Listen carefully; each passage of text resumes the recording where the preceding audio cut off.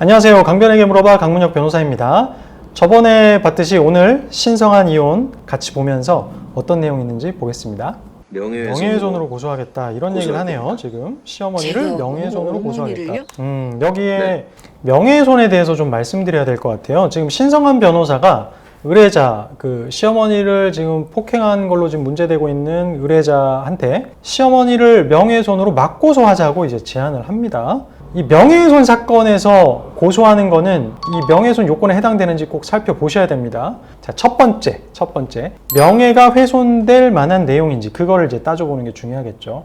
그러니까 어떤 분은 이렇게 생각하실 수 있어요. 그냥 일반 시민인데 뭐 험담을 퍼뜨렸다고 했을 때 이게 명예가 훼손된다고 볼 수 있어요? 이렇게 질문하실 수도 있어요.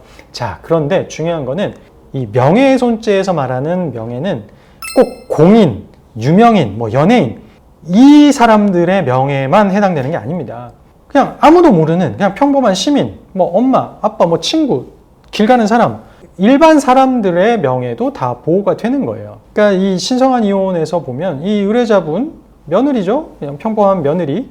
근데 며느리에 대해서 동네에 막 시어머니를 폭행한 며느리예요? 소문을 퍼뜨렸다 쳐요.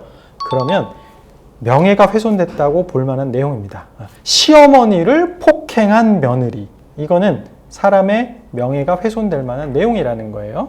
자, 그런데 또 두 번째, 허위 사실인지 아니면 이게 진실인지 이게 또 문제될 수가 있죠. 자, 여기서 중요한 거, 우리나라는 현행법상 사실도 명예훼손이 될 수가 있습니다. 사실을 퍼뜨려도 명예훼손이 될 수가 있어요, 사실은. 그러니까 꼭 허위 사실을 막 퍼뜨렸다고 해서 명예훼손이 되는 게 아니라 진실이더라도 사람의 명예가 훼손될 만한 내용을 퍼뜨렸을 때 명예훼손이 될 수 있다는 겁니다. 예를 하나 들어볼게요. 내 부인이 바람을 폈어요. 이런 얘기를 온 동네방네 소문을 퍼뜨렸다. 그게 사실이건 사실이 아니건 명예훼손이 될 수가 있다는 겁니다.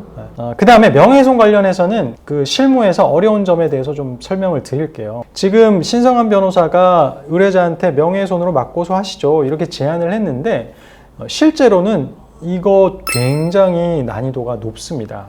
우리가 인터넷에 악성 댓글을 달았다, 이제 글을 올려서 명예훼손을 한다. 이거는 정보통신망법상의 명예훼손죄가 적용될 수가 있거든요. 온라인에 게시한 글은 이렇게 캡처하면 증거가 그냥 영원히 남잖아요. 증거를 수집하는 게 비교적 수월합니다. 그런데 말로 이루어진 명예훼손은 그 사람이 언제 어디서 누구에게 어떤 말을 했는지를 증명하는 게 생각보다 쉽지가 않아요. 자, 며느리가 몇 월 며칠 시어머니를 폭행했다. 근데 그 사실을 동네 사람들한테 어떻게 퍼뜨렸는지가 지금 명예훼손의 핵심이거든요. 그런데 동네 사람 누가 그 말을 들었는지 지금 전혀 알 수 없어요.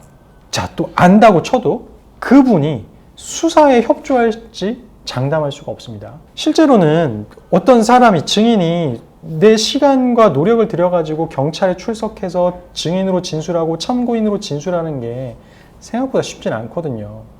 그래서 이 사안에서도 박예란 님이 지금 동네에 자기에 대한 시어머니가 험담을 퍼뜨렸는데 그 소문을 들은 사람을 찾아서 이거 어디서 들으셨어요? 시어머니한테 언제 들으셨어요? 이런 거를 다 일일이 확인해가지고 진술서를 받고 경찰에 제출하고 이런 과정이 정말 생각보다 어렵다는 겁니다. 일단 이 사실이 허위 사실이라는 것을 증명하기 어려운 점, 실제 이런 소문을 들은 사람을 찾아가지고 참고인으로, 증인으로 협조를 구하는 게 어려운 점, 이런 난점들이 있기 때문에 실제 형사사건에서 명예훼손으로 맞고소하는 게 난이도가 굉장히 높다.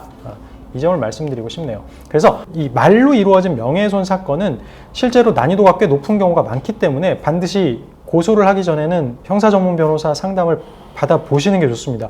많은 경우에 되게 입증의 어려움이라든지 법적인 요건을 갖추지 못해서 명예훼손이 인정되기 어려운 사안이 꽤나 많아요. 그래서 괜히 고소부터 했다가는 그 후폭풍이 또 있을 수 있으니까요. 그래서 사전에 꼭 이제 변호사와 상담을 해보고 나서 결정하시는 것을 추천드립니다.